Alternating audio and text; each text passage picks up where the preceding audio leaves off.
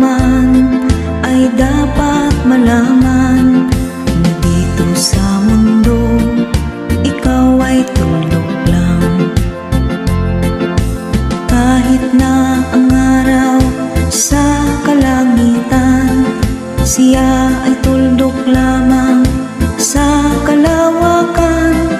Lahat ng bagay ay tuldok ang pinanggalingan, at kung mas mabuti tuldok